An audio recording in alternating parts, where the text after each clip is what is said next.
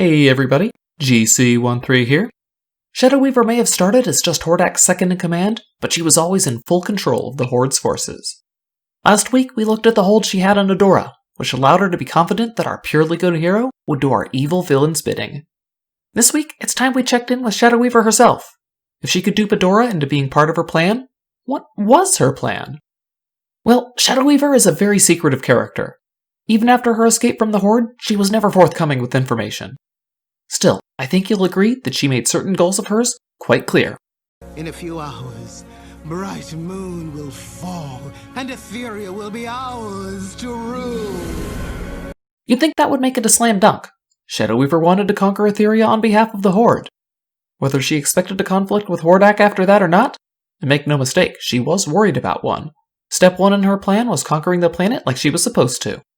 And sure enough, I'm certain that Shadow Weaver had conquest on her mind. She's a very power-hungry person, craving not just the simple authority of leadership, but the magical power of Etheria, and ruling the planet would have certainly given her plenty of both. Why is it, then, that despite her excitement at the prospect of victory, I feel like there's more to her plan than that?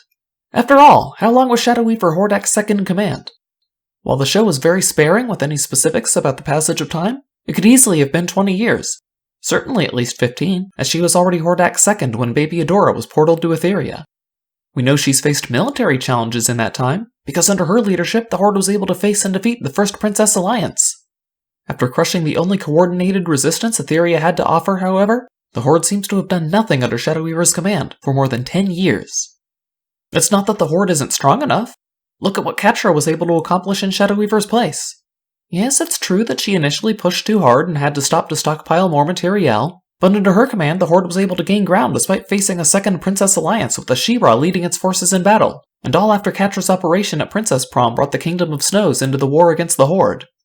Yes, Catra had advanced war machines produced by the super genius Entrapta, and then later Hordak, but She-Ra and company were always able to take care of them. Catra's victories were all won by what the Horde always had: masses of soldiers and bots, and big bags of battle tanks. Nor do we have any reason to believe that Catra is a better military mind than Shadow Weaver.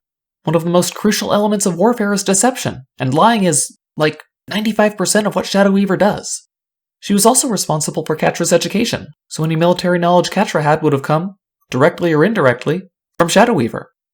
So if the major difference maker wasn't the forces under their command or their military know-how, how do we explain Catra's far greater success in the conquest of Etheria? Now it's theory time. You see, the slow, plodding pace of the Horde under Shadow Weaver compared to the quick, aggressive tempo it keeps under Catra could be attributed to difference in temperament between the two commanders, but we also have reason to believe that Shadow Weaver didn't want to conquer Etheria yet. Not only does she seem quite distractible, turning her attention to any side project that might enhance her own position, it turns out she wasn't the only one working a sinister plan. After fleeing to Brightmoon, Shadow Weaver gives Adora a crucial piece of intelligence. Hordak is working to build a portal, and once it's complete, he'll overrun Etheria with the greater Horde's forces. Hordak never told her this, though. And why would he? Once Horde Prime had taken the planet with his own forces, there would be no need for Shadow Weaver, and she was cunning enough to see that instantly. Better to keep her in the dark.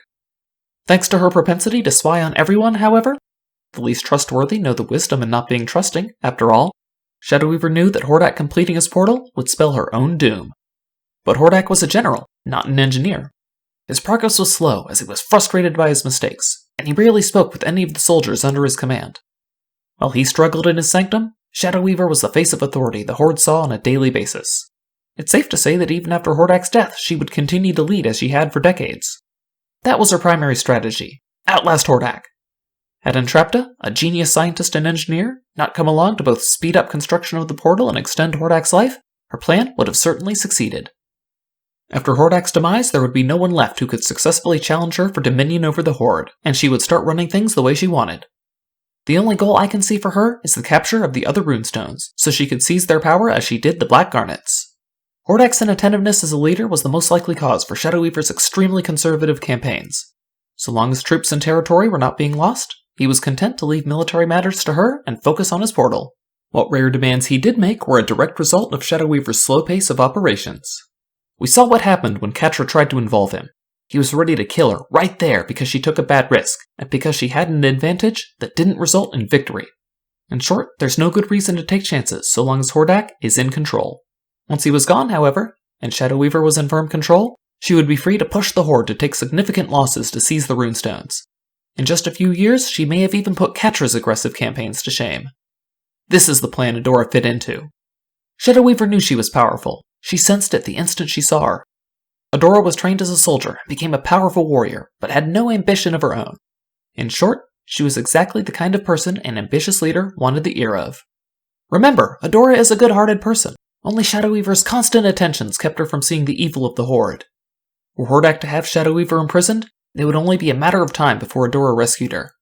Were Hordak to start taking operational control away from Shadow Weaver, a few whispers into Adora's ear, and he'd be faced with a powerful sorceress and a mighty warrior seeking to depose him for the greater good. That was Adora's purpose, to keep Shadow Weaver safe. That's why when Adora surrendered herself in an attempt to free Glimmer and save Angela, Adora's memories had to go. She discovered a new purpose, and there weren't enough lies in the world to convince Adora that only Shadow Weaver needed protecting. What do you think about Shadow Weaver as a military commander? Would she have had what it took to defeat the Princess Alliance, or was Catra really the Horde's best chance at victory? Could she and Adora have taken down Hordak if it came to that? Let me know down in the comments below. Like the video if you liked it, dislike it if you didn't, and make sure you subscribe to the channel for more cartoon videos.